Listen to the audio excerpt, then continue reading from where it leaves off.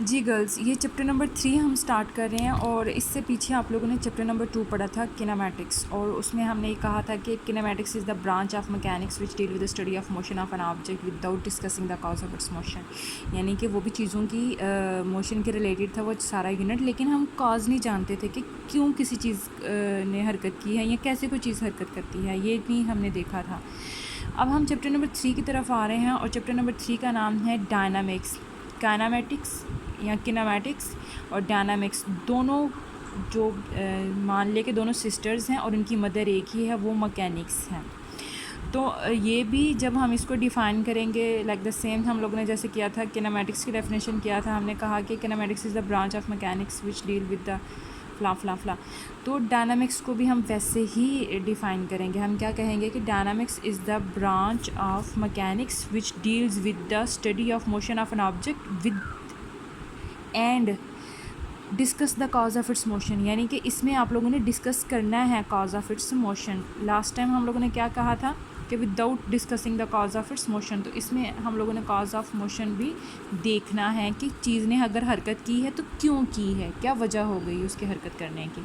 तो ये चीज़ बहुत इंपॉर्टेंट है, बल्कि यही वो सारा कह लें कि मेन फोकस है या मेन पॉइंट है या मेन हमारा सेंटर है जिसके अराउंड ये सारा चैप्टर घूम रहा है। तो बेटा हमने स्टार्ट लेना है। स्टार्ट लेने से पहले चैप्टर नंबर 2 में भी जैसे हम लोगों ने स्टार्ट लिया तो हम लोगों ने डायरेक्ट मोशन और रेस्ट और उसकी टाइप्स ऑफ मोशन और आगे से उसको देखना शुरू किया। तो डायनामिक्स का जो स्टार्ट हम पकड़ रहे हैं ना, तो सबसे पहले हमने इसकी डेफिनेशन बना ली, और डेफिनेशन बनाने के साथ ही हम लोगों ने पहले सोचना है कि अगर कोई चीज़ मोशन कर रही है, अगर एक बॉल आपको दिख रहा है कि वो पड़ा हुआ था और आपने उसको ऐसे पुश किया, एक किक लगाई और वो दूर भागना शुरू कर दिया, तो वो मोशन में आ गया ना, वो मूव करना स्टार्ट कर दिया उसने आगे। तो आपने सोचा कि वो कैसे मूव किया उसने आगे। आपने किक लगाई, आपने उसको ऐसे किक लगाई, आपने उसको पुश किया। पुश करने का मतलब, या फिर अगर दरवाज़ा बंद है तो आप बंद दरवाज़े का लॉक पकड़ के आप उसको यूं करके खोलती हैं जब, तो वो भी तो मूव कर रहा है, उसमें भी तो मोशन आई है, उसने भी तो अपनी पोजीशन चेंज की है।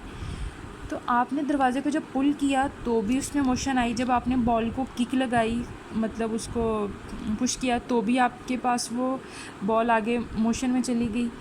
तो एक चीज़ आपके जहन में आई है, जब भी हम किसी चीज़ को पुश करते हैं या किसी चीज़ को जब हम लोग पुल करते हैं तो उस चीज़ में हरकत आ जाती है, उस चीज़ में मोशन आ जाती है, वो चीज़ मूव करना स्टार्ट कर देती है। तो फ़ौरन से हमारे जहन में ये बात आती है कि पुश और पुल तो हम फोर्स को कहते हैं। फोर्स क्या होता है? पुश और पुल। फोर्स सबसे पहले हम लोगों ने इस चैप्टर के में फ़ोर्स को डिफ़ाइन करेंगे कि फ़ोर्स क्या है। फ़ोर्स मीन पुश और पुल।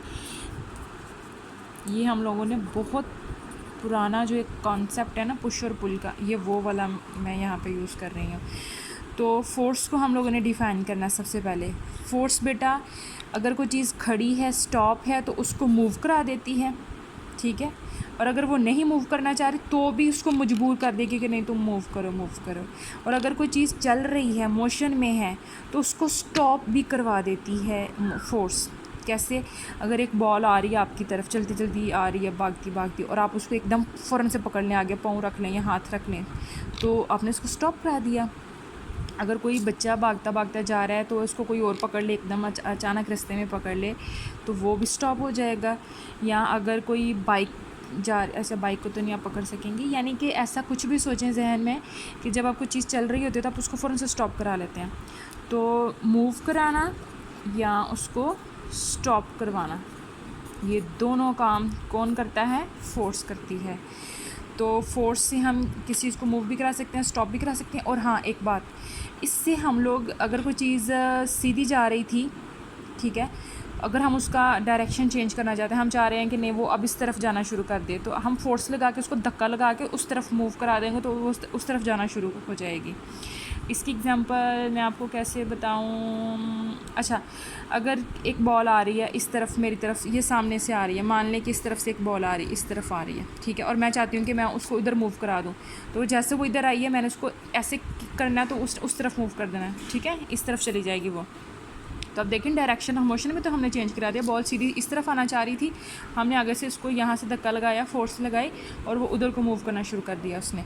तो we can also change the direction of the moving object by applying force, यानी कि फ़ोर्स से हम लोग बहुत सारे काम कर रहे हैं। हम लोग कितने काम कर रहे हैं, हम पुश करते हैं, पुल करते हैं, मूव करते हैं, स्टॉप करते हैं, और we can also change the direction of motion of an object by applying force. अच्छा, फोर्स भी हो गई। अब एक चीज़ आगे हम लोगों ने पढ़नी है, वो है इनर्शिया।